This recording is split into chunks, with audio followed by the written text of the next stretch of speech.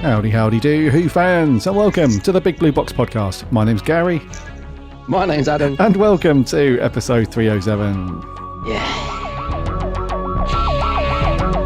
One day, I shall come back. Yes, I shall come back. Until then, there must be no regrets, no tears, no anxieties. Just go forward in all your beliefs and prove to me that I am not mistaken in mine. Our lives are different to anybody else's. That's the exciting thing. Nobody in the universe can do what we're doing. I've reversed the polarity of the neutron flow, so the TARDIS should be free of the force field now. You may be a doctor, but I'm the doctor. The definite article, you might say. The trouble with time travel is, one never seems to find the time. Change, my dear, and it seems on a moment too soon. Unlimited rice pudding, etc., etc. I am the doctor! For now, for this moment, I am the doctor again. The ground beneath our feet is spinning at 1,000 miles an hour. And the entire planet is hurtling around the sun at 67,000 miles an hour. And I can feel it. We're falling through space, you and me. People assume that time is a strict progression of cause to effect. But actually, from a non-linear, non-subjective viewpoint, it's more like a big ball of wibbly-wobbly, timey-wimey stuff. I could be a curator.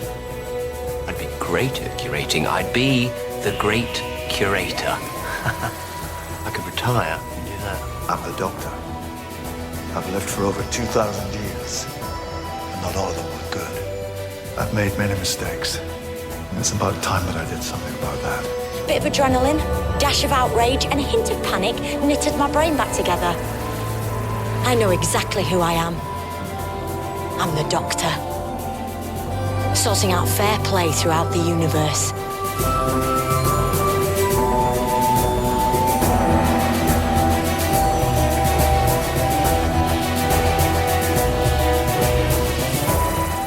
Hey, Doctor Who fans. Welcome back to another week aboard the TARDIS. It is episode 307. Good to have you all here. Hope you've all had a cracking week and that you've all managed to do something Doctor Who related. Yes, indeed. 307, but it's the middle of April. Bloody hell, this year's going pretty quick. Oh, I know. Yeah. It's flying by, isn't it? Yeah. We're out of lockdown here in the UK. Slowly getting back to normal. Yay. We'll be back in it again in July. Oh, no. The voice of doom. No, sorry, we won't. Surely we won't. Hope you all are, in whatever country you're in, whatever area you're in, you're all hopefully doing well with the whole COVID thing and that you're coming out of it and blah, blah, blah. It's all good. We are going to close out our E-Space Trilogy reviews this week. Yeah. Which has been interesting. The old E-Space. Yeah, I must admit, I've quite enjoyed it overall. There's something about this little sort of loose trilogy, which, although I don't think the story is the best, I've kind of liked diving in. You know what I mean? Sometimes when I see what story we've got to review, in my head, I'm either thinking, oh, I'm looking forward to watching that, or I'm thinking, oh, God, I've got to stick that on later on. But these ones, I've been, like with Warriors Gate, I mean, so long since I watched it, I thought, yeah, I'm actually quite looking forward to sticking that on and seeing what it's like, because I couldn't remember much about it or anything. So I've quite enjoyed dipping into E-Space. I don't think I'll be sad to leave. I mean, let's get back into End Space for goodness sake. But no, I've quite enjoyed dipping into this little era, this little pocket. Yeah, I was going to use the word fun initially. I was going to say it's been fun going through the E-Space trilogy, but I think interesting is a more appropriate word. Yeah. So we're going to close that out this week with Warriors Gate. Normally, I would say before that, though, we're going to talk about blah, blah, but there's no news again. There's no news. There's no news. I did see this funny thing. This, something about Russell T Davies. I was doing some research. Like, you know, is there any Doctor Who news that we should speak about? And I saw that on Hull online, the headline was something like, Doctor Who fans are excited about seeing Russell T Davies in Hull. So I thought, is this one of those things where somebody's been spotted near a filming location, so that automatically means that they're involved, sort of thing. Anyway, it was absolutely nothing to do with Doctor Who. Oh. It was just the way they worded it was, you know, Russell T Davies as a former Doctor Who writer. And that was it. He just took a selfie in front of Philip Larkin, the Philip Larkin statue in the whole station. Yeah. And that was it. So I got excited for about 20 seconds. And then, I realised that there was absolutely nothing in it about Doctor Who. So that was weird.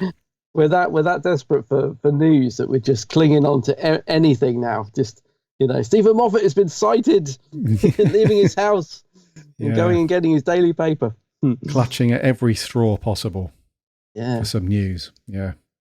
I suppose maybe now lockdowns lifted, these actors and stuff will start to appear. I mean, I haven't heard much from Capaldi since he left. I mean, it's his birthday today, isn't it? The day we're recording is Capaldi's birthday. Yep. But he seems to be really quiet since leaving Doctor Who. I mean, I think he's filming. What's he filming? I saw some filming pictures of him with all these things sticking out of his bald head. Is it a Marvel thing or something? Oh, he's done that, yeah. So that was the new Suicide Squad movie. Oh, is he in that, is he? Yes. Oh, right. Yeah. God, it's better than the first one. Well, it wouldn't be difficult, would it? No. Better than that one. But yeah, apparently, I don't think he's got a huge part in it, but apparently he's very good. Well, he is good, isn't he? Yeah. Well, of course, he's a great actor, but I think specifically for this film, apparently he's very good. Very quirky, very zany. Very sinister as well at the same time. Should be good. Yeah, I just look forward to seeing him something because, as I said, since leaving Who, I don't think I've seen him in anything really. I know Paddington was during Doctor Who, wasn't it? It wasn't after, was it? It was during, I think. Yeah, because he was good in. He was good in the first one. He was hardly in the second one, but he's great in the first Paddington movie. But apart from that, I haven't really seen him, and I don't know about you, mate, but I miss Capaldi. I think he's a great actor, and he does fun and comedy as well as serious, and it'd be good to see him in something. I'm sure he's been busy. I probably just haven't seen it. No, true. Yeah. It's just a shame that Doctor Who aged him by about 15 years. Oh, I know, poor man. Actually, he did. God, he popped up in an episode of Minder the other day, really old from like 1980s, and I hardly recognised him. He looked so young. Yeah. Oh, yeah. Who ravaged him? Yeah. Yes. Well, me and the wife were watching. We were re-watching The Vicar of Dibley a while ago now, not too long ago, last month, and he's in a couple of episodes of that, and he looks very young and he got long hair. Yeah, big bouffanty hair, and So, but then actually saying that, he did quite a funny comedy here called The Thick of It.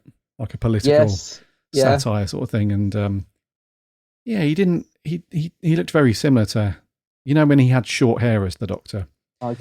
He looked kind of similar there, and the language in that show. I was very late to the party with that one. Everyone was saying how good it was, and I think I just bought the box set and went back and watched it from the start. But after everyone had already watched it, it was good. But God, the language. Terrible. To see the Doctor coming out with that sort of stuff.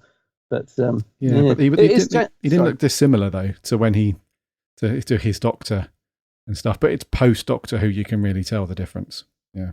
Yeah, I was going to say Matt Smith did a little interview in something. I read a snippet from he was saying, Matt Smith was a really young guy when he took on the part of Doctor, wasn't he?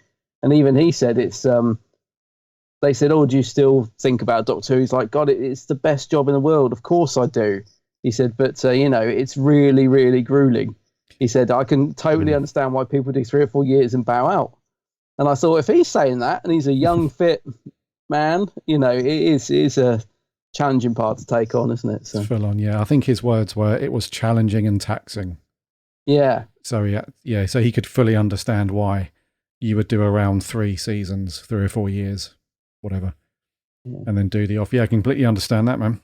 I think the only person that never complained about that stuff, not publicly anyway, was David Tennant. Yeah. I think he just sort of rolled with the punches. Although he was knackered, you could see he was, in some of the behind-the-scenes stuff, he was clearly knackered. But he never complained, I don't think. Even doing night shoots and busy schedules. But that's just David Tennant, I guess. He just loves it, doesn't he? Loves it all. Yeah. The one thing I've not seen, though, you might have seen it, mate, during lockdown, is that Netflix series that he did, called Staged. Was that any good? No, I don't have Netflix. Right. I thought it was a BBC Staged. Oh, was it Staged? Oh, I thought it was Netflix anyway. We'll have to check no, I that haven't out. seen it. I'm just thinking, I remember seeing adverts for it, that's all. Because there was a sort of Doctor Who bit on the clip, and I kept thinking, I must watch that. I think where he turned to Michael Sheen and said, didn't you ever want to be Doctor Who? And Michael Sheen was like, well, they did offer it to me. David's like, did they? And that was the clip they kept showing every week, but I never actually saw it. But yeah, I hear that's pretty good. Yeah, I think Georgia Tennant's in it as well, isn't she? She is. Did yeah, she I think pop up in a she's. couple? Yeah, she's in it a few times. Yeah. I think the premise is it's those two rehearsing for a play, but remotely during lockdown. Right. Yeah, that's another series to put on my list. Need to go back and watch. Yeah, defo. Yeah. So there's no Doctor Who news to speak of. No, I haven't done anything Doctor Who-y for the past week either, dude. Have you done anything? Not a great deal, mate. No, I finished the Full Circle Target book, and I really enjoyed that. You know, really enjoyed reading that. I haven't got the Target book for State of Decay, so I'm not can't read that. But I have got the Target book for Warriors Gates, and now after we've reviewed it, I'm gonna do that. So yeah, I'm finally actually reading some of my Target books. But yeah, I haven't started it yet. I've just got it to my right hand side here, just ready to go. So nice. I'm going to start reading that later today.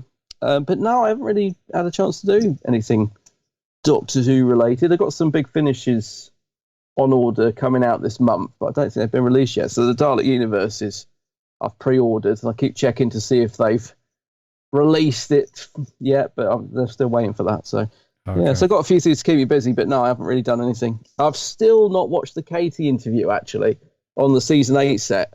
That's the other thing on my list, things to do. So I've watched everything else.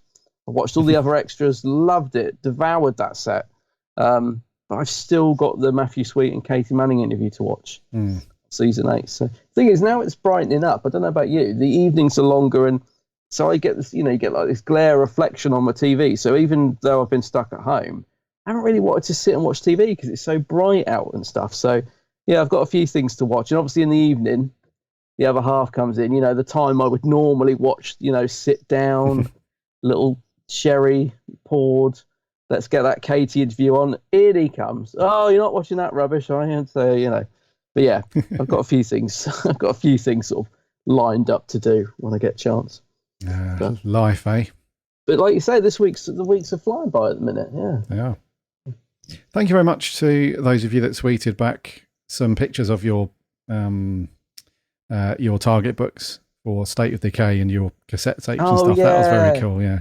Yeah. That was me thinking it was a real rare collectible, rare thing, and turns out the entire world owns it. So it's got it. Yeah, I put mine on eBay for £3,999 plus £4 postage, but I haven't had any bids yet, which is strange. Yeah. Yeah, I thought this was a real collector's item. This is like, oh yeah, but no. Fun times. 50p, wasn't it? Starting price. Yeah, 50p, mate. Yeah. Oh. Yeah. I'll never forget there was a program where this guy, a bit like me, just a hoarder, buys all this stuff, and he'd it's like one of those programs, declutter your house or whatever. And the woman was like going through his all collection in his garage, and he'd got like multiple copies of the Radio Times of Doctor Who on the front cover. So he'd bought like 5 copies of that issue and 5 copies of the next Radio Times Doctor Who. And she's like, "What? These are never going to be worth anything because they're like they're mass produced. It's not like they're old Radio Times. And he was gutted. But it made me think of me. I thought all this stuff. I probably think, oh, I bet that's rare. No, there's millions of them out there. Yeah, either that or our better halves would go through that stuff and just assume that it's all rubbish.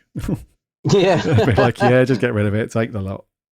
I've got a few Radio Times. They do take up a lot of room. I keep thinking, do I need to keep them? But yeah, not multiple copies, but I've got. I always buy the Radio Times if the Doctor's on the front. Mm-hmm. But yeah, they take up a lot of room. They do when you get a few hundred of them. Yeah, exactly. Sure. Yeah, I'm like that with comics, like single issue comic books. Oh, same. I've got a couple of comic book boxes. Yeah, and they're pretty heavy.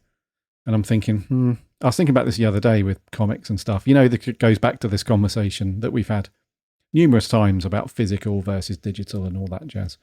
I think my comic books are the one thing I'll keep physical because I just love that smell. When you open up a new book or a new comic and that print smell and nice. Yeah, comics are lovely. I was going to say I can totally get that. I think, yeah, I know what you're saying about the physical thing, but there is something about comics, isn't there? I've got loads of comics as well, and I could never bring myself to get rid of them. They are, like you said, though, I've got a box. They weigh an absolute ton. Yeah, they are heavy. When you start collecting them, yeah. God, they're backbreakers, those boxes. Yeah. Talking of comics, going to head out to Forbidden Planet this weekend, bud. Are you? Yeah, it's opened up now. Non-essential. How can Forbidden Planet be classed as a non-essential store? Come on. Yeah. So they're opened up. So I'm going to go. I'm probably going to spend money that I don't have just for the sake of it, just because it's open again. It's like, yay! Like running around, picking everything up. Yeah. I'm itching to get in there. When do you think you'll go? Because I think at the minute they're still obviously limiting the amount of people that can go in, because they tweeted a picture, didn't they, of the queue to get in, and I thought, I might let it just give it a week or two, just let it die down a little bit. Although that shop's always busy, so I was going to say, mate, I don't think it will die down because it's always, like you said, it's always busy. But yeah, me and the fam, we are in Liverpool this weekend, a little cheeky little family break now that lockdown's eased up. Oh yeah, and so we're going to go and check that one. It's not a huge one in Liverpool, but it's fairly decently sized, I guess. It's not like the London megastore or anything like that, but yeah, they've got a decent range of comics and books, so go and grab a bunch of stuff there. I'll report back on the Doctor Who range, see if it's any good. Yeah, take a photo. Are you going to go, as you're in Liverpool, are you going to go and find the locations where they've been filming recently? Are you going to go and stand in the spot where the TARDIS was the other week? Go and stand where Jodie stood? Get a photo? No. All right. No. If I see John Bishop knocking about, then I'll talk to him. Yeah, I'll ask him on the show. Because he said he really wanted to come on last time. I was like, John, mate, we're busy. Give it a while. So I'll ask him. You might spot a random star, and then you'll be able to tweet, "Oh, they must be in Doctor Who because I've spotted them in Liverpool." You want me to be Rhys Jones like walking? You want me to be the starter of a rumour mill, do you? Yeah, exactly. Yeah. Oh, mate. Yeah, you could be anybody. Yeah, I'll do one of those selfie shots where it's the majority of it is my head. But then, like 3 miles in the distance, there's a blurry little figure. I'll be like, Catherine Tate over there. She's back in Liverpool. She must be in the show, of course. Yeah. We do that thing where you take a selfie, there's so much backlight, you can't see any of the background, and you could be literally anywhere. It's just like, that was Liverpool, is it? Oh. Yeah, I was in the TARDIS and everything. Yeah. So I'll check that out. I'll report back on the Doctor Who stuff, yeah. Ooh. So, before we crack on with our review, remember to follow us on whatever podcast app you get your podcasts on. You can listen for free on all of those things, such as Apple Podcasts and Spotify and all that stuff. We'd love to have you as a follower so you don't miss a show, and it lands every single Friday. And if you've just jumped on board, this is your first episode, then welcome. It's good to have you here. And if you're joining us as a long-time listener, then it's also great to have you back. One of the grizzled ancients, as we say. Yeah, I love that phrase. Good. Head over to the website. We've got loads of stuff over there. www.bigblueboxpodcast.co.uk. You can listen to all of these episodes for free as well over there. We also have some really cool articles and reviews from our writing team. As we're recording this today on the 14th, our review by Jordan went up today for Master from Big Finish.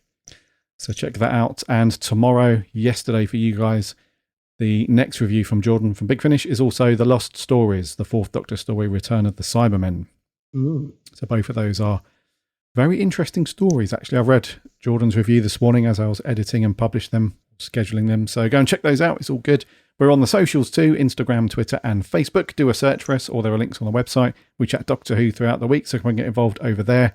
We have a free Discord server as well, link on the website. Come and register, come and hang out and chat Doctor Who over on Discord. And we're on YouTube as well.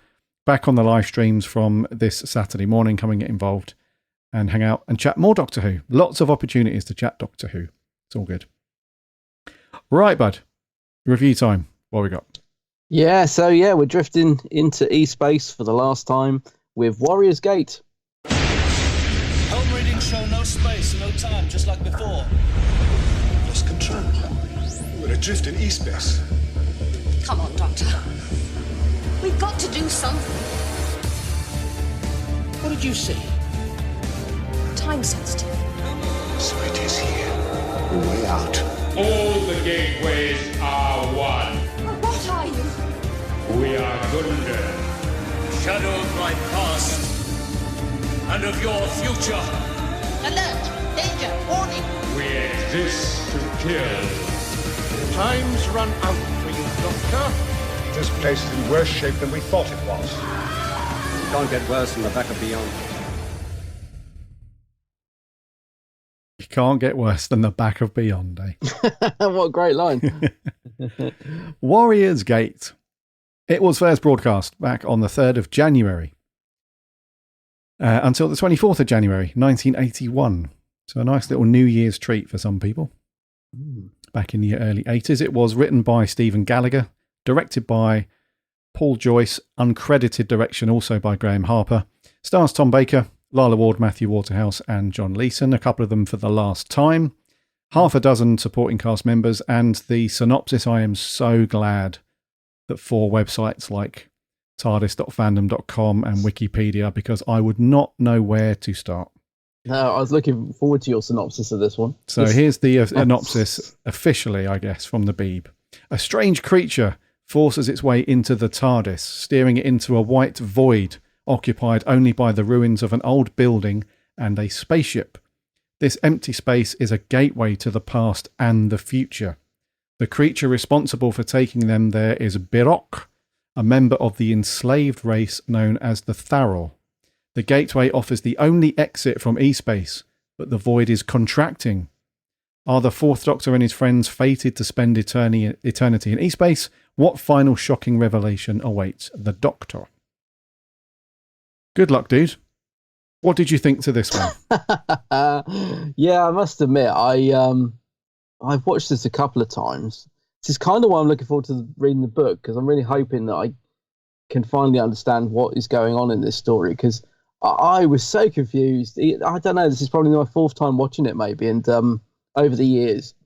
And I was just sat there a lot of the time thinking, what is going on? What is going on in this story? And yet, I was really enjoying it. It's one of those stories where I think I like the fact that they're trying something different. I think it's really unusual having these sets which are just void, which could be really boring and probably by all rights should look boring, but somehow work. And I don't know, there's just enough crazy stuff going on that it keeps my interest throughout. So I don't think it's like a classic or a belter or anything like that. But there's something about it I like. I can't really put my finger on it. It's confusing as hell. I mean, if someone said to you, like, I've never watched any classic Doctor Who before, which story would you recommend starting with? Oh, Warrior's Gate, mate. You know, because it's just so unstraightforward, and it's a baffling story. I really understand what's happening in it, but there's something about it I like. And the only thing I would say is I think the cast are a bit flat in it. Tom looks absolutely shattered, bless him. He was ill. He really looks tired in this.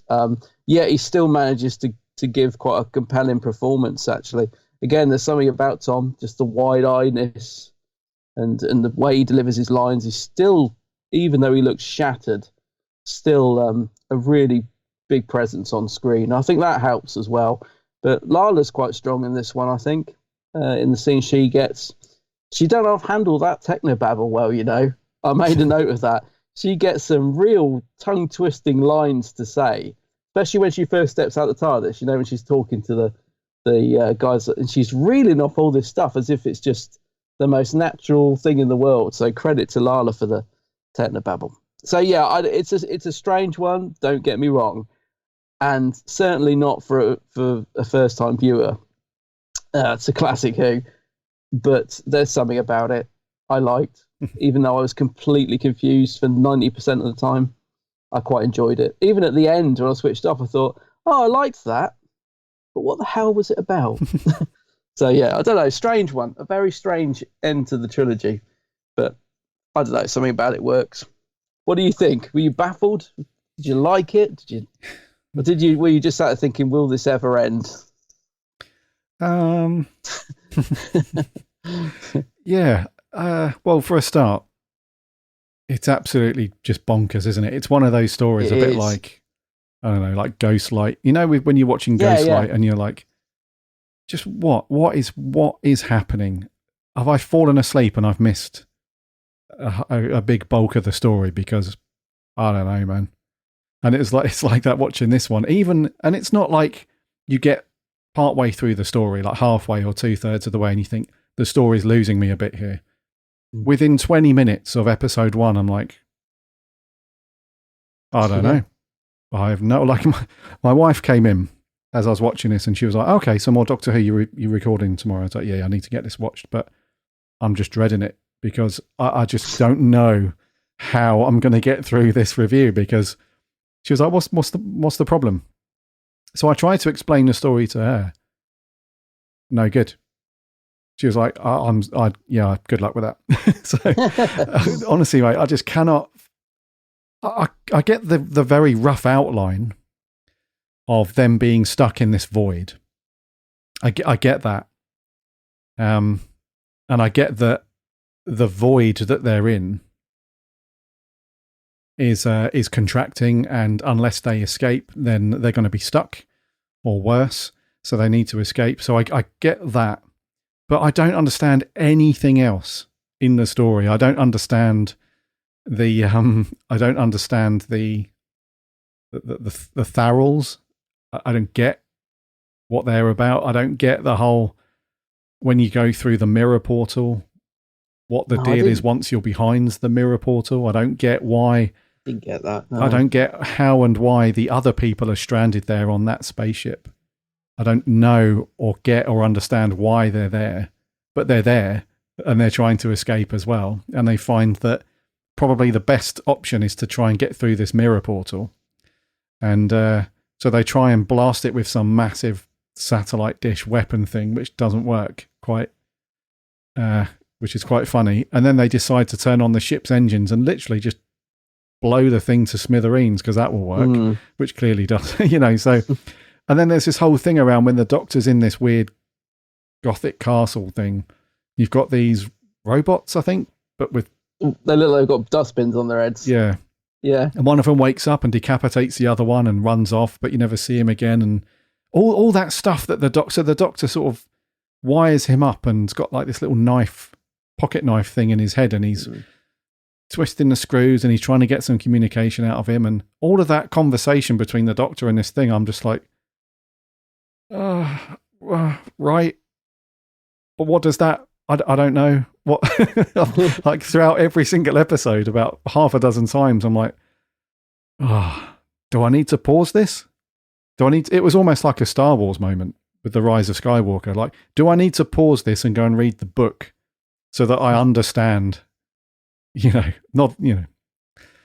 a lot of head mouth moments, isn't there? I mean, there is a scene, where the he's gone through the mirror, and you think he's safe. He's got away from the guys in the sort of the version of the castle that's all covered in cobwebs, and he's sort of in the sort of the other version of it. You think he's safe, and then suddenly there's an axe goes through the table, and he's back with all the other guys. And I thought, what's happening? Why has he suddenly gone back?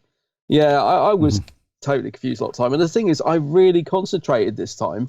Like when you put on Who and it's just casually on because you've seen the episode a few times, so you just put it on for something to watch. But there are bits where you're not really watching it. Whenever we do a review, I really try and watch it and get into it, and so that try and get the most from the story, so that we can talk about it on the podcast. So I was really watching, really, really trying to concentrate, get my head around the story, and even then, I was just baffled. Like you said, I just couldn't work out, the slave ship.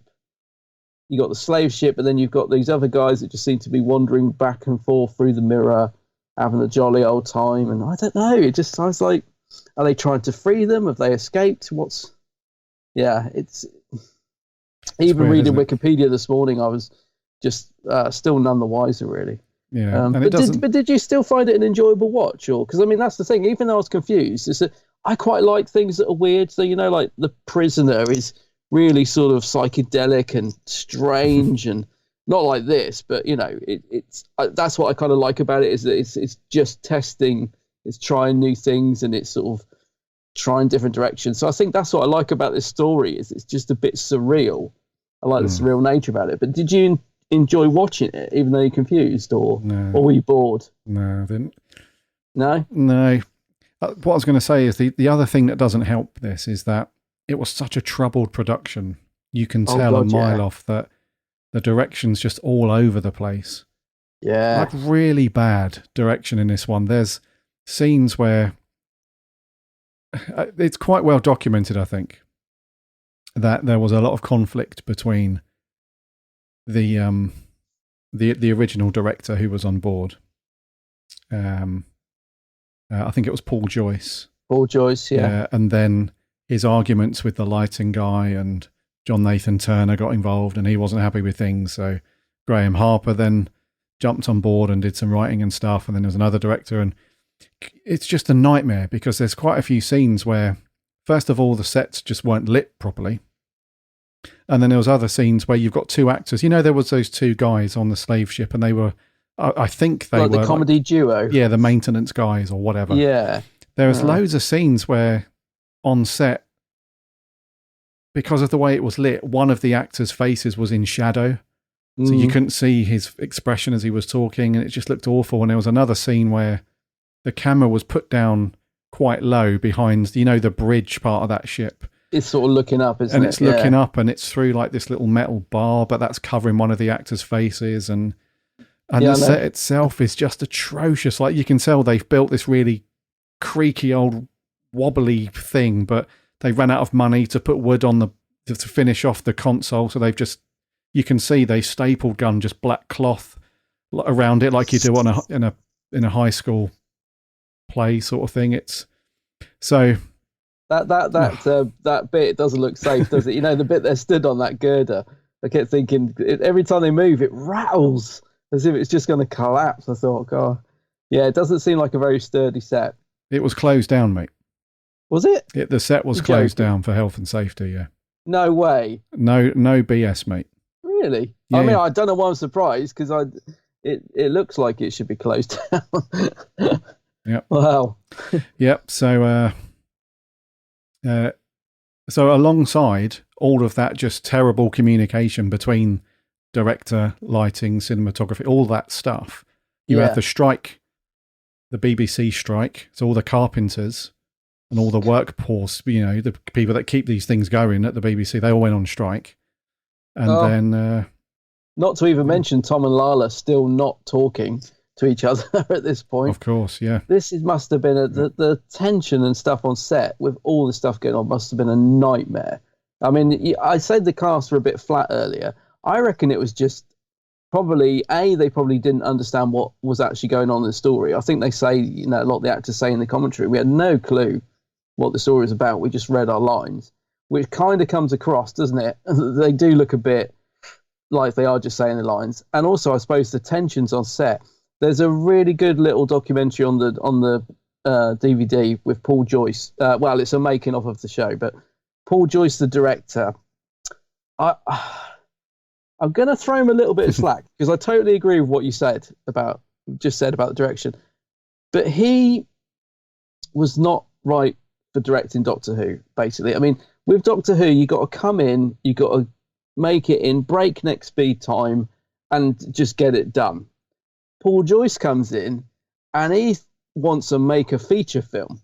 So he sort of starts filming. And I mean, that opening shot of the spaceship, it's a bit like the beginning of Leisure Hive. It just goes on and on. And what is it about season 18 and these long opening shots? It's just unbelievable. But yeah, Paul Joyce comes in and he wants to make like Doctor Who look good. That's what he's trying to do. But he doesn't realise that when Doctor Who's been made this time, you can't do that. You haven't got the time to spend 3 hours filming an opening shot. You've got to get that done in half an hour at the most and move on. And so he's trying to film all this stuff. And why I'm throwing him slack is because we often criticise directors for not trying stuff. So this is why I'm throwing him a bit of slack.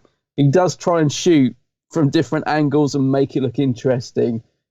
Okay, it doesn't really work. But I'm going to throw him slack for trying. So you got Joyce trying to make a movie. He's taking so long to get shots done that all the actors are getting fraught. Add into the mix, you've got Tom and Lala, who are still going through a really bad patch of not talking to each other. So there's tension on set between them. Then the whole production goes behind schedule. It's just turning into chaos. JNT has to step in and say, Paul, you've got to speed up, mate. You're so behind. This is not going to get finished. Well, I'm going to do what I want to do. Oh, okay. So he lets him carry on for a bit. It's a disaster. JNT has to step in and write a formal complaint because Joyce has shot. You can see the studio lights through the stairs, and that's forbidden. And it's so production is halted. It's just a nightmare. So you can imagine the actors just thinking, "What is going on? What is this director doing?" Mm-hmm. So then Joyce gets sacked. JNT sacks him. Says, "I'm sorry, you're off the shoot. I've got to get Graham Harper to step in."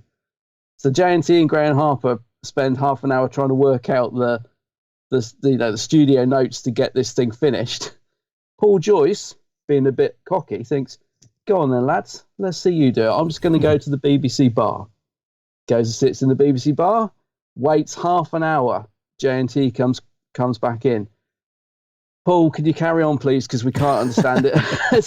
so Graham Harper has directed a couple of scenes, and then they have to go and get Paul back. And this is, I'm not making any of this up. This is all on the making. Yeah. This is all on the little making of.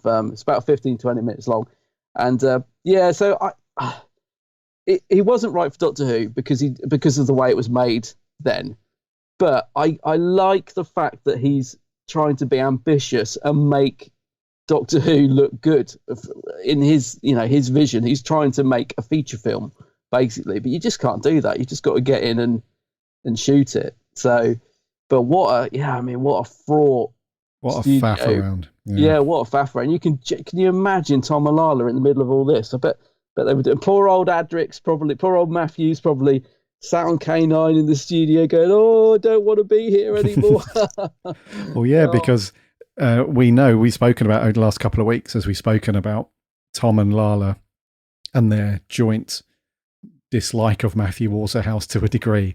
Yeah. Because there's a few bits in this serial where they snap at him as characters, tell him to shut up. He's probably got that behind the scenes as well from them too. So yeah, probably, poor Matt, he's probably thinking, wow, my dream job to work on Doctor Who, I've nothing but been shouted at and nagged at and told to go away. What a disaster, yeah. A disaster. I think Lala's quite harsh to Matthew, actually. There's a couple of bits where she really snaps at him, and it says in the production notes, we think that was more Lala than Romana. And I'm thinking, yeah, she's really not taken to Matthew at all. But if you look at it from a character point of view as well, I feel a bit sorry for Adric. But his brother's just died at the hands of a marshman, completely forgotten about. There's no sympathy from the Doctor or Romana at all. They're not sort of treating him with kid gloves and, "Oh, you take a rest, Adric. Your brother's just died. Go and then find a room in the TARDIS and chill out, mate. Yeah, and it'll all be fine." No, they're snapping at him, shouting at him. Exactly. Yeah, and there's also, he doesn't really get to do much acting in his first few stories either, because this one, there's a loads of filler little pickup shots where it's just him like, "Matthew, walk here. We've marked your spot. Walk to the little X on the floor. Flip the coin. Oh, the coin. Look pensive. Walk off." He does that about half a dozen times because they need to fill the gap a little bit. And very little to do, doesn't he? Yeah, and in terms of actual lines and stuff like that, again, he's just not really in it a great deal.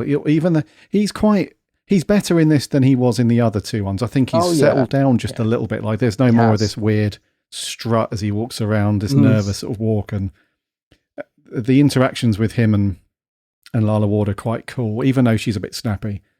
He's quite chill. Maybe that's just youth, I guess, versus Tom and Lala. He does seem a bit chill, and he's not too bad. But yeah, I mean, just sort of production weirdness aside and all that lot, I can't say that I enjoyed it too much, I'll be honest with you. No, it's fair enough. I mean, I can understand that. Yeah, just because there was nothing really that grabbed me that I thought, wow, it's going to get tasty now, or wow, this is a real big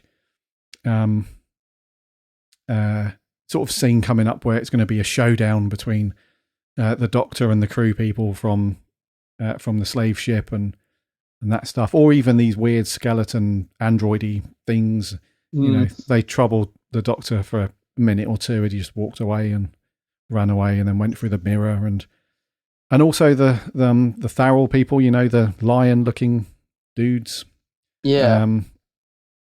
They were a bit sort of uppity. I found them, like the bit where they're all round the table having a bite to eat, and he's basically saying, we're awesome, you're not. That's the sort of vibe you get from them. So there was nothing really that I thought, it's going to be cool. Actually, in a similar way to, I think it was State of Decay, I think the early story treatment for this story, what it was going to be, I think might have been a better story. So I think the original treatment for it and stuff was it was going to be more of a sort of a political thriller thing set on Gallifrey, and it was going to be more of a proper send off for Lala. She's back on her home planet, blah blah blah. So it was more going to address the thing like you were just sort of a temporary companion for the Doctor to go and find the key to time. You did that. You're now back. Doctor, see you later. Whatever. And it was going to be more around that stuff. So that sounded like it would have been more of a good Lala story send off, because I think Lala Ward, I think she might have said on something that she really didn't like this story at all for many reasons. But one of the reasons was that she felt her departure was really rushed, because you get through the story, and Lala's my favourite character in this one. I think she had a really good story in this one. She's in it a lot. She's, like you said, the techno babble is all good, and the way she interacts with not just the Doctor, Tom, even though they had even though they had separate hotel rooms, obviously, she has a good interaction with the other cast members. She's very strong in this, really. Maybe she just thought, sod it, I'm out of here, I'm just going to play it strong and chill. But, because she plays a decent part, and then at the end of it, it's almost like, whose companion's departure did we say was like, Tosin Cole and Bradley Walsh, at the end, when their departure, where you thought, okay, well, it's clearly not them going, but then right at the end, it's like, I'm not coming with you, Doctor, I'm just going to stay here, see you later, bye, thanks for coming. And then the Doctor goes off, and that's it. It's almost the same with Lala's departure, isn't it? It's like, I'm not coming with you, Doctor, I'm going to stay here. And then that Tharrell dude's like, yeah, you can be our Time Lord. And that's it. And there you go. So it was rushed, I feel. It is a strange exit. I mean, obviously I knew it was coming because I've seen it before, but there's no real build up to it. And I mean, there's plenty of room in this story to build up to that, I think. They could have made much more of, we're going to need a Time Lord to stay, or, they could have really built that up. And I don't really understand why they did it like that. And I know Lala wasn't pleased. She says on the making of that she had a furious row with JNT about her departure and the way it was written. So I'm surprised that even after the big row, that they didn't sort of say, well, yeah, we'll add in a few bits, don't worry. Because it is sudden, isn't it? She's just like, I'm not coming. And the Doctor's like, okay then, we'll take K9 and bye. Yeah. And that's it. Well, that's the other thing. K9 is... He doesn't have a good story, bless him, does he? Oh, no. He goes through the mill on this one. He gets blown up at the beginning when the time winds come through the TARDIS, and he blows up, and then throughout the story he just conks out, and then behind the mirror he's not too bad, but he's going on like some sort of crazy lunatic dog, and then he's all right again. He's on something in this. Yeah. And then he's on it again, and then he's broken down again, and at the end it's he gets thrown away, didn't he? That crew member picks him up and lobs him. Oh, that's harsh. Yeah. God, yeah. Yeah. And at the end, the Doctor's like, "We'll take him then. See you later." And he's off. It's all very like the departure for them is all very rushed and weird. But bless K9, John Leeson's probably thought, "Bloody hell, you're making me go through it, aren't you? On my last story." Yeah, Crikey. He really does go through it. You're right. I mean, you were saying about the production being a bit lazy as well earlier, weren't you? Saying the shot wasn't lined up properly. And when K9's got smoke bellowing out of him, you can see the big white tube to the left of him pumping the smoke. And it is pretty lazy, actually, because I mean, that could have so easily been... You'd only got to move the camera a bit to the right so that K9's body sort of concealed the tube. I mean, I know what you mean. Considering that how long Paul Joyce was taking to do each shot, and then you've got a blimmin' great big smoke tube in shot. I mean, I can see why people were getting a bit frustrated and stuff. But yeah, he really goes through it. There was also, and it is a strange exit. Talking of like having that stuff on display, maybe I have noticed this before. I'm not sure, but there was a scene where the camera pans across the floor of the TARDIS, and the roundels on the bottom near the floor. They've got just half roundels. Yeah. On one of them, there's a gap of a few inches. Oh, yeah. And I thought the wires go for it. Yeah. The console. And I thought, have I seen that before? I can't remember. It must be there, I guess. But yeah, there's no attempt to hide because they've put some white tape or strip down to. It is very noticeable. Yeah, to bring the wires from the center console over to the edge of the set, you can tell that. But then instead of drilling like a nice little hole, feeding the wires through, and then putting something around it to mask it out, they've literally just thought, right, we'll just like the TARDIS. You can just raise the window.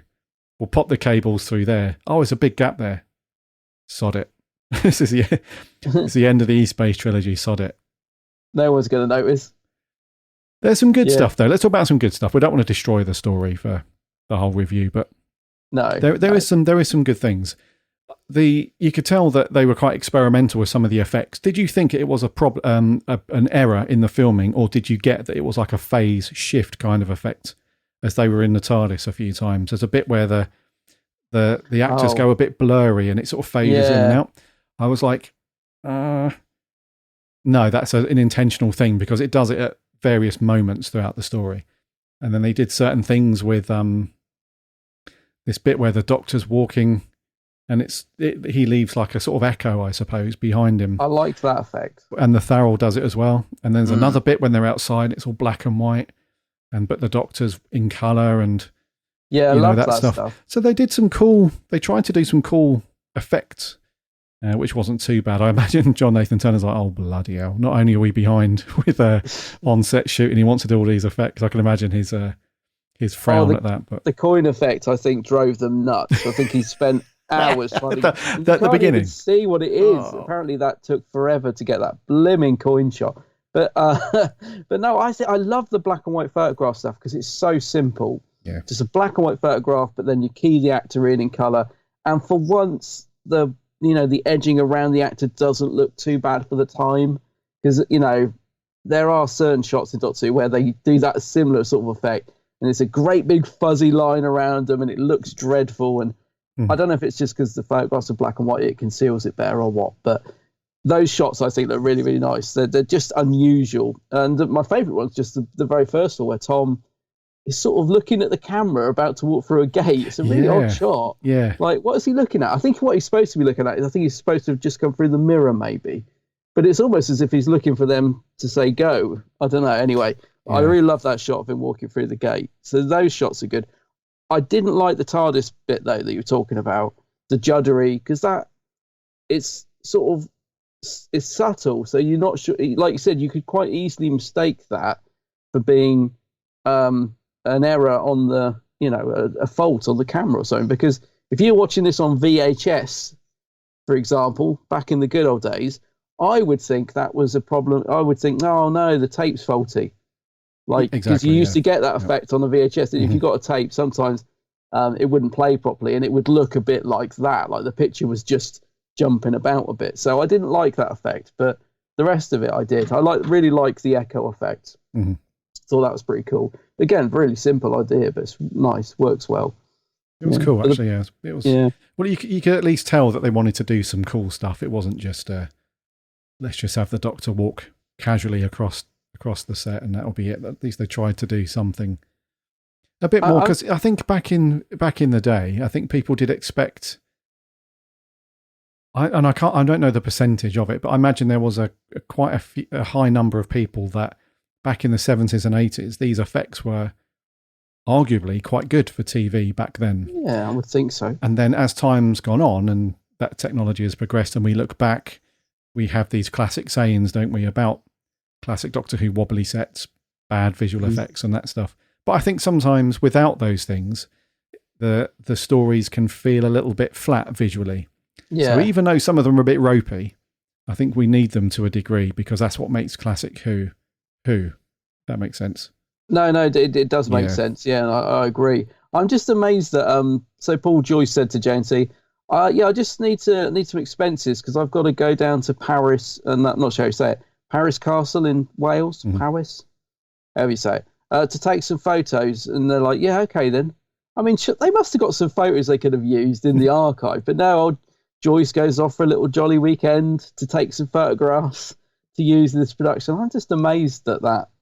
You know, they must have had photographs they could have used. Well, I think, well, maybe because they were specific angles, though, like especially the bit where true. Yeah, the Doctor and what's his name? What's the guy? What's the lion? The lead lion? Laszlo. Birok. Birok, sorry, yeah. Yeah, when the Doctor and Birok are walking on that path in the gardens of wherever that is, that to me looks like a specific angle, specific shot, because if they didn't get that right, then they couldn't match the actor's footsteps and their range of motion. I'll let him off. Let him off for that one. It's just the fact he said he took his wife down there for the weekend to take photographs. That's what it says. And I thought, wow, that's a nice little jolly weekend. But no, you could be right. I suppose he needed to see what he was going to shoot. So yeah, fair play. And the photos do look great. I have to be honest. They really suit what's going on in the story because they're so unusual, aren't they? Yeah. So unusual. Fair enough. But that was cool though. The effects. It was. It was quite cool. Yeah. And the miniature work wasn't too bad. The slave ship, that looks pretty sweet as a miniature, and it looked a lot better than the TARDIS miniature, that's for sure. I didn't think the TARDIS was too bad, but I like the gateway as well. Again, it's so simple, isn't it? Because it's just it's just like a ruin, isn't it? It's not even a finished. Yeah, and again, you'd think, I don't know, you'd think that could so easily look dreadful, but it's so simple that for me anyway, it kind of works. I quite like the model of that. Yeah, it looks very cool. It's, like you said, it's a ruined sort of old Gothic archway thing. And, and even inside, the set, it's quite consistent with the other stories. It looks like it could be the interior for what we watched last week for State of Decay. It looked like they could be very similar internal locations. They've got this oldie, medieval, Gothic kind of feel to them, which is kind of cool. Yeah, it's a good set, I thought. Not bad at all. Yeah. The only set I wasn't fond of is on the slave ship. So, you said about the bridge, the main bridge area that's got the steps and stuff. Condemned. Yeah, so they were only allowed 2 people at any one time on there because the BBC inspectors were like, this is unsafe. Like, if you put more than 2 people up there, it's probably going to come down. Good grief. So, and also it just wasn't lit very well, and it was very... I found all the... It's hard to be critical, but I found all the colours to be really bland and very beige and dark greeny cabbage colour, and it just didn't look appealing. If you were a crewman on that ship, you'd be like, crikey, I can't wait to get home. Maybe that was why they're all so tetchy, but yeah, it just didn't look like an appealing set, that's all. Yeah. No, it didn't. I think that's why. I mean, that's why I think the other parts of the episode look good, even though they're really stark and simple. They just work a lot better. Because I agree that spaceship set it looks so cobbled together. You can imagine they were just like, it just looks like it's cobbled together from lots of other episodes. Too. Like, let's get those flats up as the spaceship wall, and let's have those stairs over from such and such an episode. I don't know. It did look really cobbled together. And it isn't shot very well. I mean, Paul Joyce is really proud of that opening shot. He says on the making of it, he thought that was great. He's like, yeah, this is going to, I wanted to get the viewers drawn in straight away with this opening shot. And I'm thinking, I don't know, mate, even back in the day, I don't think that would have, because I was just sat there thinking, God, this is going on. And it's not, like you said, it's not a good enough set to really grab you in that way, is it? Maybe if the set had looked better. It's just a mess. Yeah. Positives though. So I'm going to go back to positives. Good cliffhangers, I thought. Oh, very good. Yeah, the best one for me was when Lala was about to get her ass whipped by one of the Tharals, but it turns out he was just... When she got the big old headphones on. Yeah, but it turns out he was just going to help her. Bless him. Yeah. Yeah, but it was good though. What's the other cliffhanger? The Doctor about to get an axe. Oh yeah, did you? Quite good. Actually, when we start though, episode 3, and we see that sequence properly, little guff wasn't there where the axe does its thing, but then it falls on Tom's on the back of his neck or on his shoulder or something, and you can see that it's like a paper mache axe or something, because he just sort of looks up like, oh, all right. Oh, I didn't notice that. I'll have to watch funny, out. But it's a good cliffhanger though. Yeah, good. I'm trying to think. What's the other cliffhanger? Because I did think the cliffhangers were good. What's the other cliffhanger? I think the other one was. Is this a cliffhanger? Because there's Lala and the big headphones, the axe. I can't think what the other one was. Maybe it wasn't as good. Yeah, well, the end of episode 1, that was the axe swing that's about to decapitate the Doctor. At the end of episode 2, it was Lala screams as the Farrell's hand, is about to. You think she's going to be attacked. The end of episode 3. This will be the point of the podcast. We always have this in the podcast where the listeners will be screaming at us. At the end of episode 3. Oh, yeah. So the Rorvik and the other crew members are in the archway, in the big dining hall thing. And the robots come in and they start having a tear up. And then all of a sudden, the Doctor and Romana just appear out of nowhere. And then the Rorvik surrounds them. And that's it, really. So it's not as good as Cliffhanger as the other two. Yes, I do remember that. That's when Adric gets the big old cannon or whatever it's supposed to be, the big old laser. It looks like a big satellite dish, doesn't it? Yes. And he's like, stop, or I'll shoot this thing. Oh, yes, it's all coming back to me now. Yeah, and even then, Romana's like, what were you doing, stupid child, sort of thing. And he was like, I was saving you. Saving your life. Yeah. Let's talk about some crew members, some cast members. So Rorvik then, who's the head honcho of the slave ship. He's not a bad actor, He's gone on to do some other things. He was quite cool. He was in Inspector Morse. He was quite cool in Crown Court and stuff like that. He went on to do those kind of things. But he popped up really briefly in a Pirates of the Caribbean film. Oh, that's random. Back in 2011, yeah.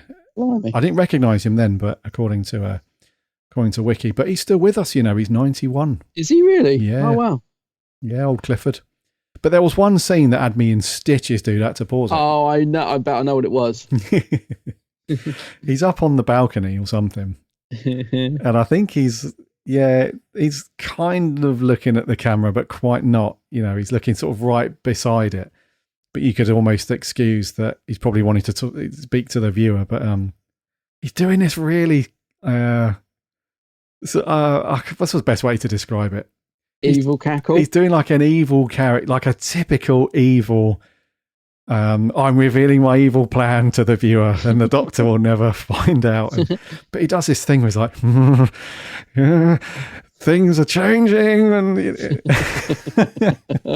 I'll destroy this Doctor, and it's really funny. And he does this weird laugh in between, but he doesn't do a proper laugh.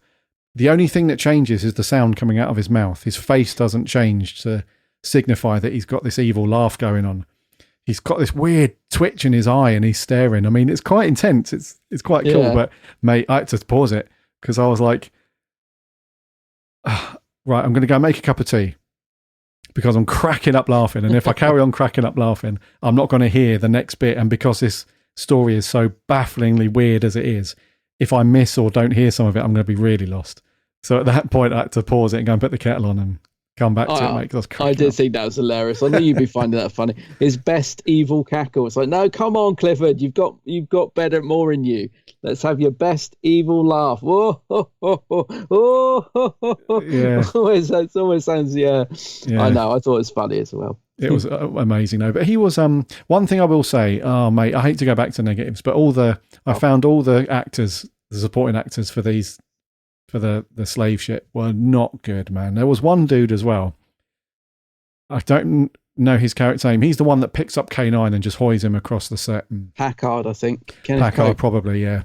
Yeah. I didn't find he was very good. Like the way that it was almost like he was fresh out of acting school, because the way that he was delivering his lines didn't match how the other actors were talking to him for most of the time. You're on about the guy with the grey hair, yeah? Not much hair at all. Yeah. All right, yeah, no, I'm just checking because, I mean, Kenneth Cope, again, I mean, I agree with you, but he's done loads, and I expected better from him because I think, again, it's either that they're not into it or they just were baffled by the story, or maybe the tension on set. I don't know, because I'm surprised that Kenneth Cope is not better than he is in this. I've seen him in lots of other things, and he's a good actor. And he sort of often plays that sort of fine line between sort of a cheeky chappy, he's normally that sort of, he's a bit of a rogue, but he's a likable rogue. He often plays that sort of character. So he could have been he could have been a lot better in this. So I'm surprised at Kenneth Cope. He's not bad, but there was a better performance in him. And I thought the same of Clifford Rose, to be honest. I thought, got two actors here that are quite established. They've done quite a bit of TV work up to this point. And they're not really going for it. It's a bit half. Oh, I was going to swear there, but their performance is a bit flat. It's a bit, you just feel like, come on, guys, put a bit of effort in. Yeah, especially Kenneth Cope. I mean, this was coming off the back of him being in some Carry On films and. Oh, he was in loads, mate, Kenneth Cope. Minder and. Yeah. Like some, it's not like this was his first time in front of the cameras and an experienced actor. He'd been in loads of things from the early 50s or the mid 50s was when he was first acting. So by this point, he'd been in loads of things and was quite experienced. And even Kenneth Cope is still with us. He's 90. Is he still with us? Oh, yeah. Wow. Yeah, I mean, he's retired years ago, but, he's still with us, which is awesome. But I'm sorry, Kenneth, but I don't know. It's just the way that he delivered his lines to other actors didn't sync for some reason. Like there would be Rorvik saying something like, well, we need to go down and inspect the Tharals and see what they're up to, for argument's sake. And Kenneth would be like, well, what do you mean?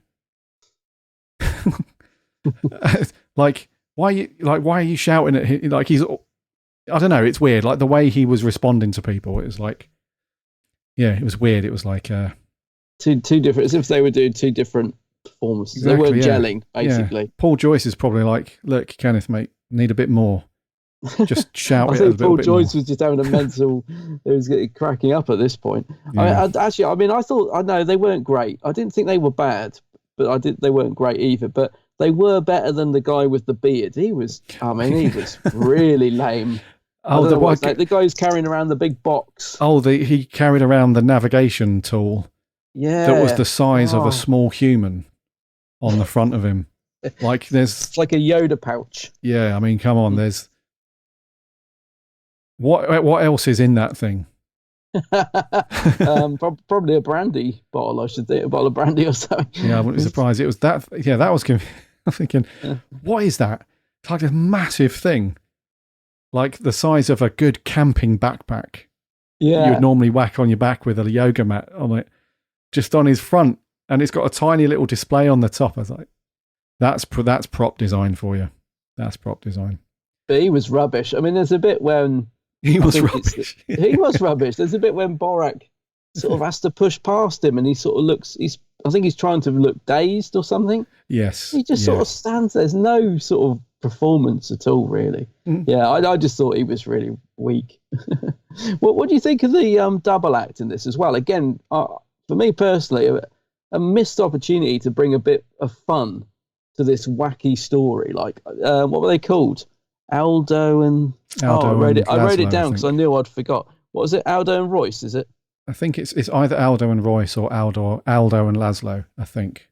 No, I think Laszlo's one of the line guys. I think it's Aldo and Royce. I did write it down because I knew. Oh, sorry, yeah. So Birok, Laszlo, and Gundon. They were can't see him in those. Yeah, they were the three Tharals. Yeah, I think it was. Yeah, I think you're right, mate. Aldo and Royce. Yeah.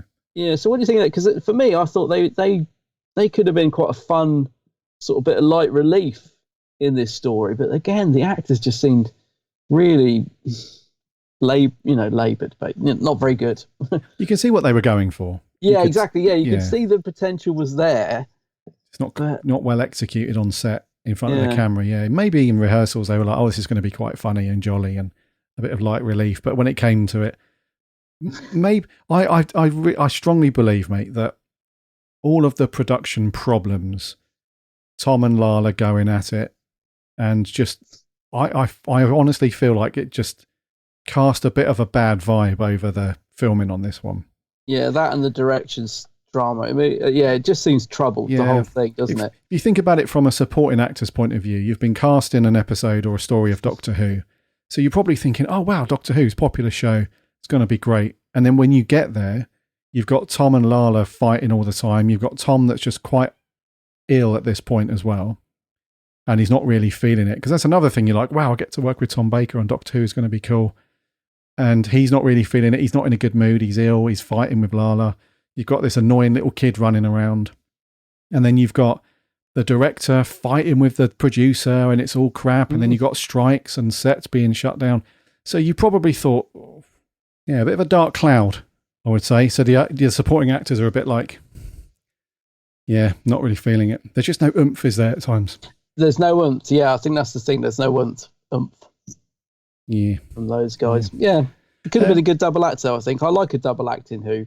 Robert Holmes is always good at writing a double act. Yes. Yeah, and they can be good. It can be effective. If it's done right, it can be that just the right amount of comic relief. But, yeah.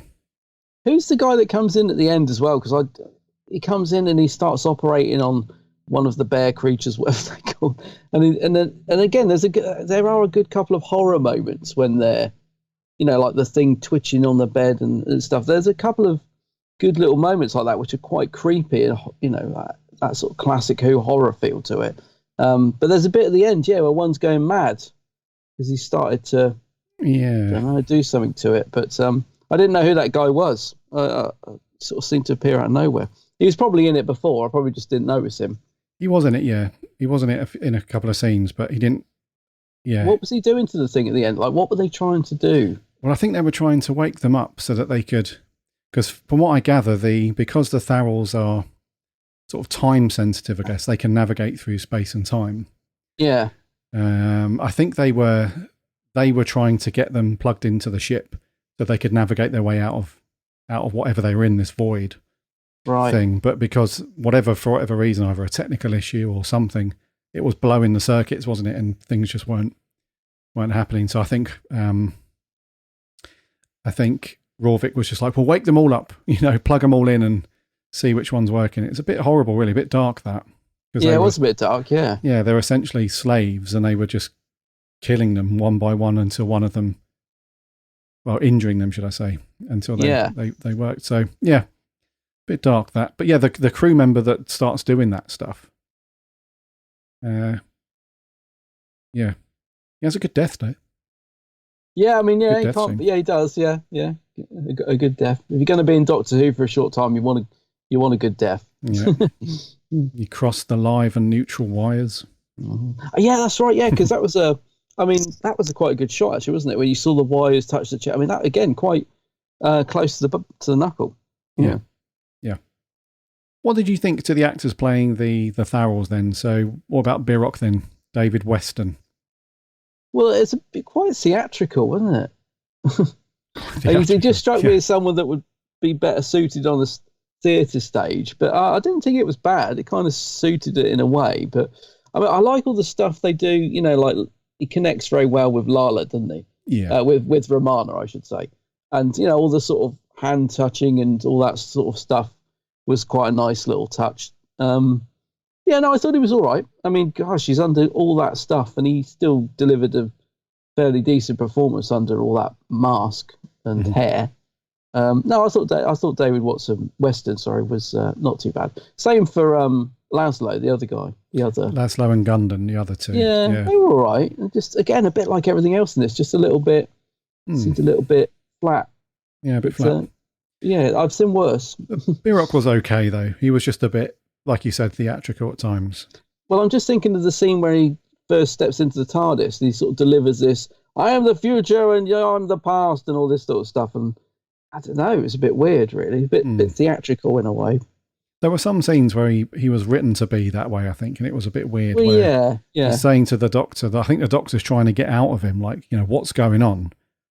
And he's like, Birok says something like, you are nowhere, or this is your past, or something, and it's all very cryptic and weird. And he delivers those lines with a bit of the old theatre mode going on, but that's what I felt. Not too bad though, otherwise. But yeah, I mean, the supporting cast in general, I'm not really impressed with. I think Rorvik, Clifford Rose, he goes for it a couple of times, and that's about it. He's just generally annoying the rest of the time. And then the other crew members, Again, Kenneth Cope. Sorry, guys. I don't know. Just didn't connect with me. It didn't feel like he connected with the other actors. So that doesn't connect with you as the viewer then as a result. So, yeah. We've spoken about Tom and Lala. And so we say goodbye to Lala then. So, in a nutshell, not the best send-off for Lala Ward Romana, and again, John Leeson says goodbye, K9 does the off. Kind of a little mini reset as we come out of the East Space trilogy and Tom's era progresses a little bit more. I didn't realise this was the story where Tom decided to leave either. I mean, this is quite close. He's only got a couple of stories left. 2, is it? 2, yeah. Well, so I didn't realise they left it that late for Tom to say, I think I'll be off. And JNT was like, okay. Because I think that, famously Tom was surprised how quickly JNT took his resignation sort of thing. But I didn't realise, it was during the story Tom decided he was going to do the off. I mean, it seems really late in the day. This sort of, nowadays this sort of stuff would be planned before they even start to film the next season. You'd be like, oh, Tom's leaving at the end of this season, but you'd know that right at the start, wouldn't you? Because you'd be already planning the next Doctor. So for him to say, I'm leaving, I've got 2 stories left. Oh, all right then. And so late in the day, I was quite surprised by that.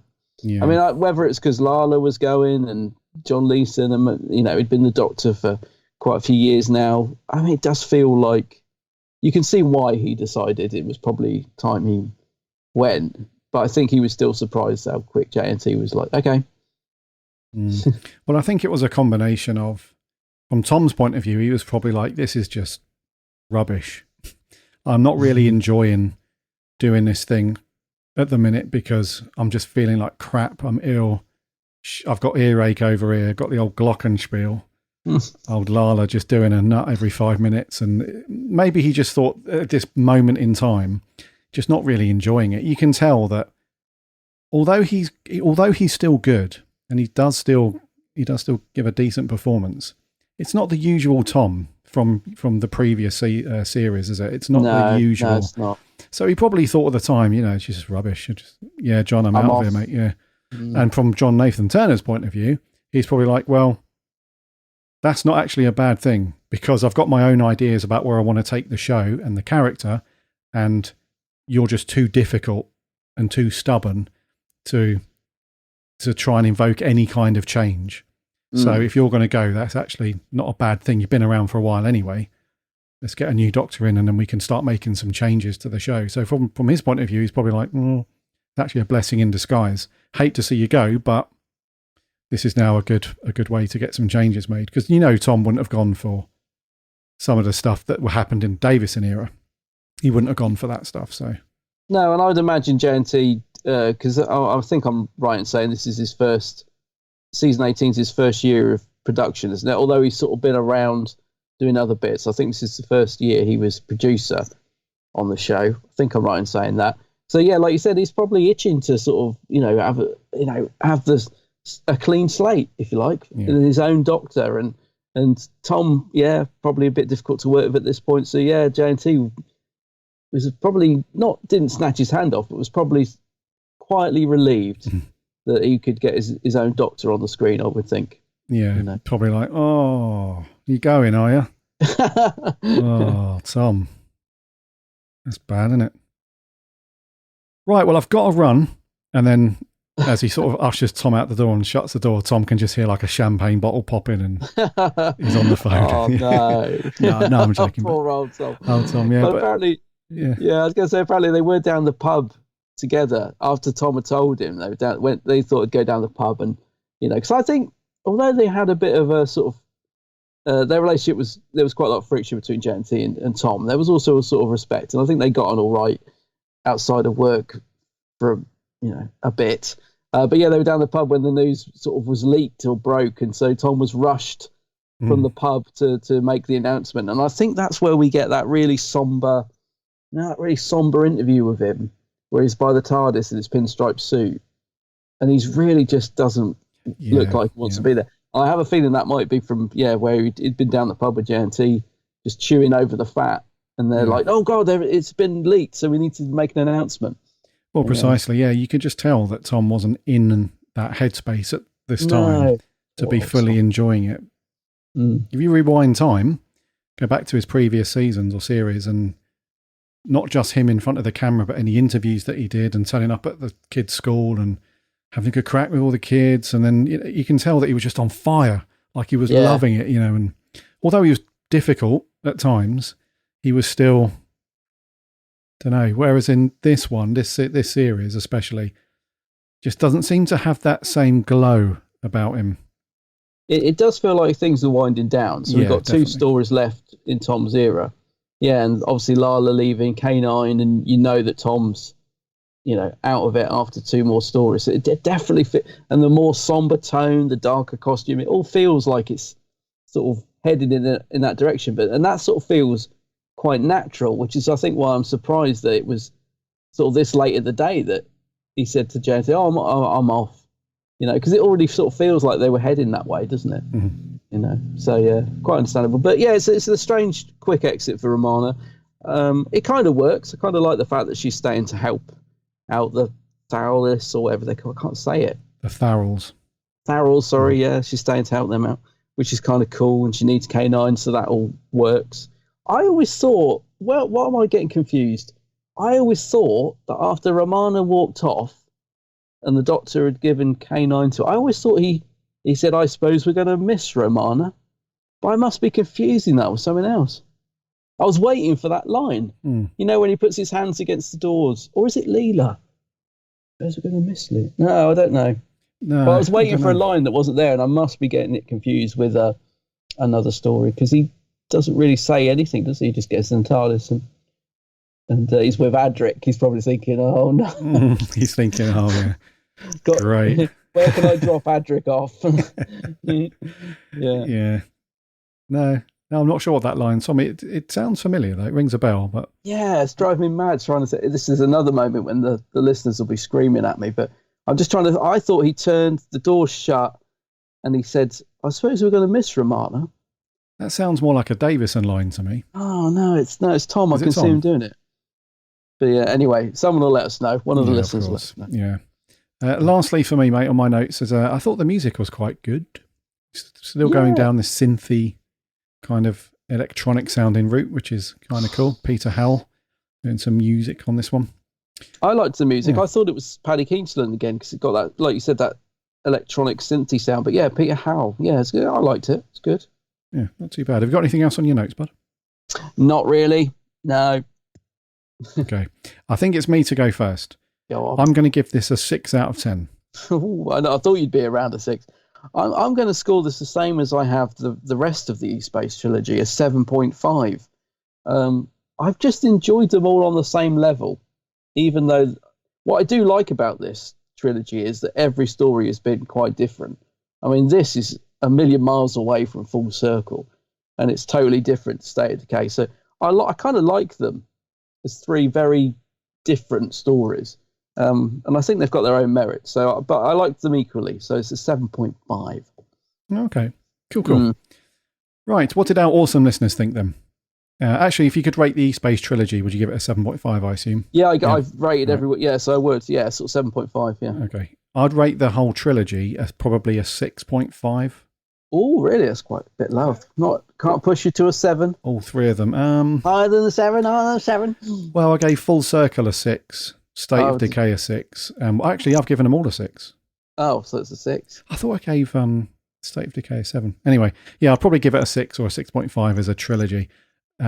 One thing that I wouldn't advise is, so, like I said earlier, if you've just jumped into Doctor Who, or you've discovered our podcast and you want to start watching classic Doctor Who, and you've obviously heard that Tom Baker's era is very good, please don't pick up the E-Space trilogy box set as your first entry point into the Fourth Doctor era, because you can buy this as the E-Space trilogy box set, these 3 stories, and please don't do that. We wouldn't want you to watch that and then you just don't watch anymore. They're not terrible, but as your jumping on point to classic Who or Tom's era, then don't do that. But yeah, probably not the best. What did our awesome listeners think? Let's kick off with TARDISNet 66. I've always remembered this story as being very middle of the road, but rewatching it, I really didn't like it. I like the idea of an intersection between E-Space and N-Space and drifting between timelines, But not only does the story just kind of plod along with a lot of pacing issues, the villain's very simplistic with dull performances, and there are no characters you can really empathise with, which can sometimes work, but here it doesn't. The story never really delves into the morality of slave trading, and is very confusing and difficult to follow. I'm someone who really enjoys timey-wimey time travel plots, but here it's done really badly in a way where there isn't anything rewarding about the format. And Romana's exit is disappointing. Her decision to stay behind doesn't feel believable or earned. It makes sense in concept that she would want to stay behind somewhere she can be of good service and value and help others, but it doesn't work in execution, and I think K9 could have had a more heroic exit. I'd give it a 4 out of 10. Oof. Oof. A 4. 4 from TARDIS Net. Yeah, it's very timey-wimey, this one. Yeah. It is a bit, yeah. I agree, and they've been executed better. The old timey-wimey. But yeah, I feel your TARDIS Net. A 4 though, crikey. Okay, moving on. This is Sammy from Down Under. Hey, Gary and Adam, Sammy Satine here. So, Warrior's Gate. Nice outfit, Romana too. I was a bit confused at first how a spaceship, the medieval castle setting, and this white space where the TARDIS ended up were connected, but they sorted it. I was amazed to learn on the Behind the Sofa that the BBC spent a lot of the budget for this story on the lion manes for the time-sensitive Tharals. Sort of similar to the Ood, but the Ood aren't tied to a chair and forced to navigate. I'm not sure how I feel about Romana 2 leaving to go save the Tharal from slavery. I wish Romana would come back. Bye-bye, K9. I give it 7 mirror portals out of 10. See ya. Sammy not feeling Lala. Romana doing the off, no. And a 7. I'm intrigued by the Big Finish stuff, because I'm assuming they did like this Gallifrey series with Romana, didn't they? Yeah. And I'm assuming it's set after this, but yeah, I've never listened to it, but I don't know. Thank you, Sammy. A 7 though. A 7? Not a bad score. This is Mr. Neil Campbell. What about you fellas? So, Warrior's Gate and the culmination of the E-Space trilogy, I would say solid and spectacular, albeit a tad complicated at times. I think it's a decent enough story. And again, it's sort of like a new take on a Doctor Who story. And obviously there was the whole production problems behind the scenes because of the direction that Paul Joyce wanted to take the story. But all in, I think it's good. Like I said, if you aren't fully focused on it, you'd probably lose track of what's actually going on. But there are some really nice shots and ideas in it. And I like the bit where the TARDIS is floating, in the black and white area behind the mirrors, and the TARDIS is in colour. And obviously that's came after Romana's exit, which is a good one, in my opinion, where she's just like, I'm not coming with you. And she's just adamant, and she has to be her own Romana. And I think that's pretty cool. And at the end of the story, whenever Adric says, Romana be all right, and the Doctor says, all right, she'll be superb. I think that's a really, really nice touch. And then obviously you see her walking away with K9, who's also his last story as well. So yeah, it's a solid story. I'm going to give it a 7 out of 10. And with the 3 stories, with the scores I've give, its average is also 7 out of 10 for the Space Trilogy. So there you go. Cheers, fellas. Hope you're well. Thank you. A 7. 7. I'm so glad you reminded me that Tom says that line as well. Yeah, that's what he says, isn't it? She's superb or whatever. Yeah, it's a good was a good end line. Oh, is that what you were thinking of? Yeah. No, it's not actually. Oh, it's not. Okay, I still think it's a great line, but no, it's not the one I was expecting. Yeah, it's that little bit of pride in his voice at the end, which is cool. Yeah. Okay, Neil. So I think Neil quite likes this one, and although it's a bit complicated, it's a solid story according to Neil, and a 7. And a 7 for the whole trilogy. So not a bad score there. Cheers, Neil. Moving on, this is Mr. Joe Turner. Now, I didn't entirely understand what happened in Warrior's Gate or understand the plot fully. However, I think the idea of a no man's land between End Space and East Space is a cool idea. And the Linemen, Tharans I think they are called, were an interesting idea. And I love how they can walk along timelines. Writing a script like this as a finale is a risk, because you run the risk that it'll be too convoluted, slow, and ambitious. But in saying that, whilst it contained all of these and ultimately suffered for it, the first 2 parts were well paced and interesting, and a bit tense, especially the scenes by the mirror in the gate. The knights guarding the gate were designed exceptionally well. I found Tom and Romana fantastic together. Adric once again was forgettable, and Kanan a good nuisance for the awful supporting cast, especially the two Cockney workers, who I don't understand the point of them, to be honest. We just kept flicking back to them for time to be filled. The script was actually rather adult, dealing with themes of slavery, and some of the deaths were horrific. Finally, Tom was amazing in this. He commanded the scenes and portrayed the emotion and comedy wonderfully. Romana's final scene was lovely and subtly done, unlike in the new series on several occasions. And Tom tops it by saying, she will be superb, and it is a lovely way to end. So overall, I'm going to give this episode a 6.5 out of 10 because I respect what it tried to do, and also I like how it's filmed as well, and it's quite unique in that sort of way. Thank you. It is very unique, Joe. Yeah, nicely summed up, Joe. Yeah. Yeah. Yeah, it's nicely summed up, actually. Yeah, it's you can appreciate what they were trying to do and stuff. Yeah, I'll read you. So, a 7.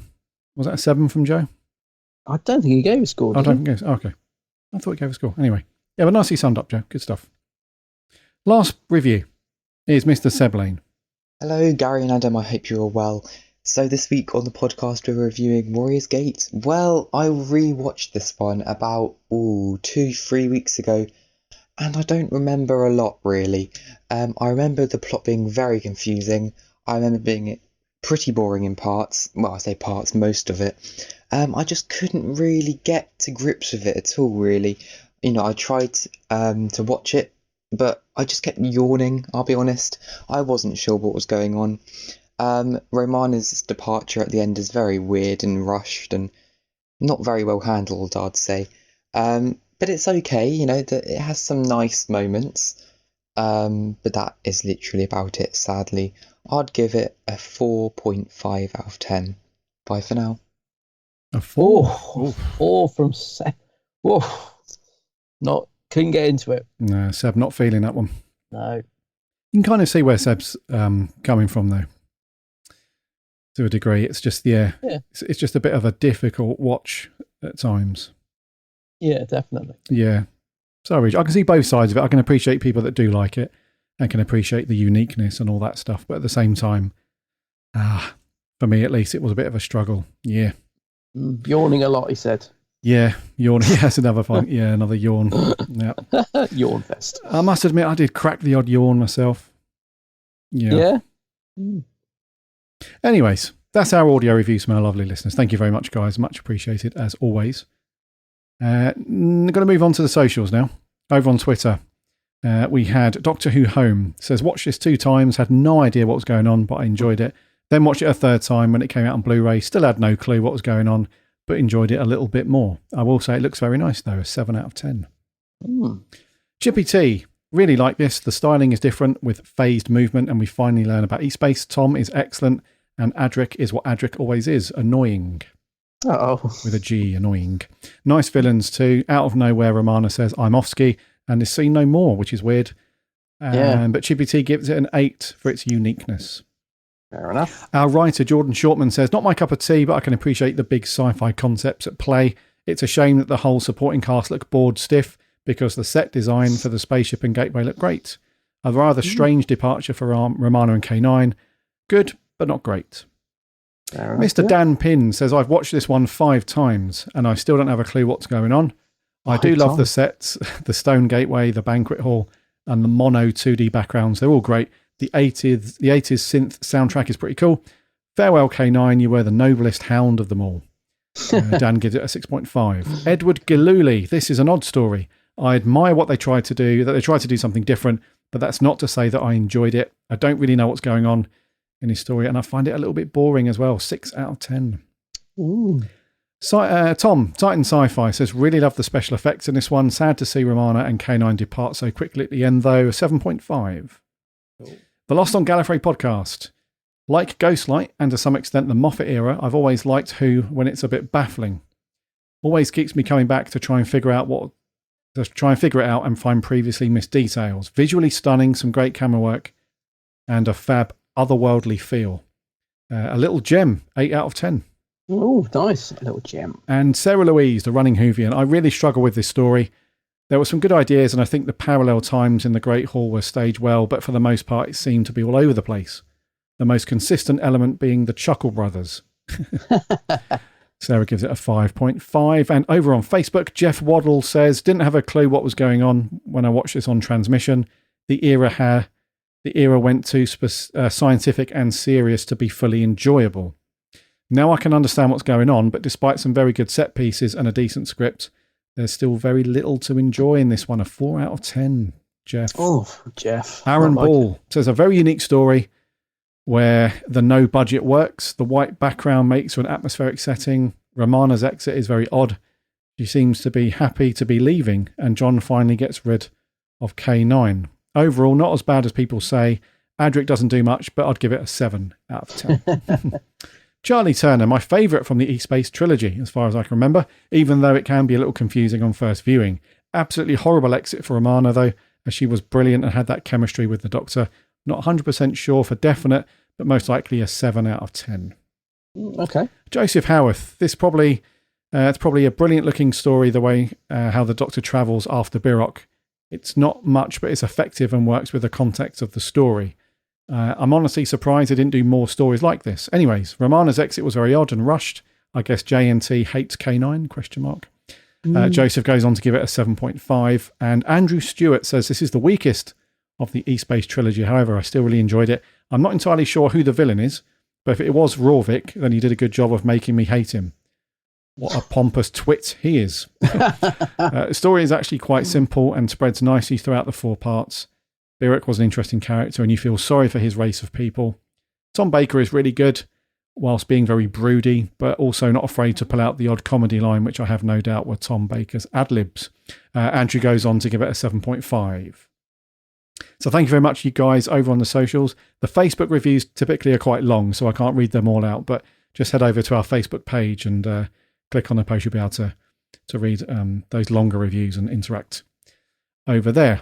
So, next week, bud, what are we on to? We're continuing with Tom, right? Yeah. So we're continuing with Tom, so we'll be moving on to the Keeper of Traken. Keeper of Traken, Keeper of Traken, yeah. That's just be just the Tom and Adric travelling together, won't it? So yeah, it will. Let's see how that pans out. Yeah, the Melker. The Melkor statue. Yeah. Coolio, Coolio, bud. What? I think we're wrapped there for 307. Alrighty.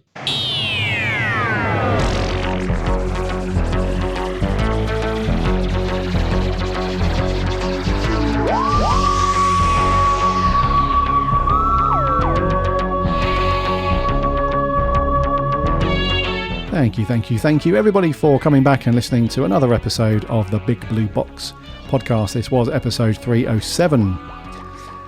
The E-Space trilogy finally wrapped up.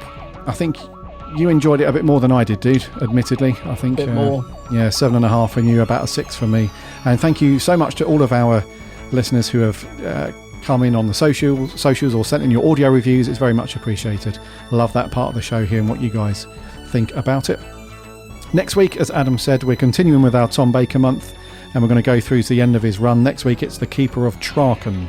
So get that watch, get your DVDs out, or your BritBox fired up. We'll get that watch, because we'll be asking for your thoughts as always. In the meantime, head over to the website, bigblueboxpodcast.co.uk. You can listen to all of our episodes for free over there. Plus, you can link off to all the socials, Instagram, Twitter and Facebook. Give us a like and a follow as we chat Doctor Who throughout the week. We have a free Discord server as well. Come and hang out and chat Doctor Who with other Doctor Who fans. And we're on YouTube doing live streams. There's a link to that from our website. Come and subscribe so you can hang out and chat Doctor Who with me and or Adam over on the live streams. It's all good. Also, remember to listen for free and to follow us on whatever podcast app you get your podcasts on. We'd love to have you as a follower so you don't miss a show when it lands every single Friday. You can do that from the website or just do a search for us on whatever podcast you listen, whatever app you listen to your podcasts on. Also, remember to check out my co-host channel over on YouTube. It is, in fact, The Geek's Handbag. The Geek's Handbag. Yeah, go and have a look at some of the vids I've got on there. And I'm on all the socials. Loads of cool vids from Adam over on YouTube. And he's on the socials as well, as he said. I am, yes. Under the same name, The Geek's Handbag, so go and check him out. That is me. Alrighty, until next week for 308. My name's Gary. My name's Adam. And remember...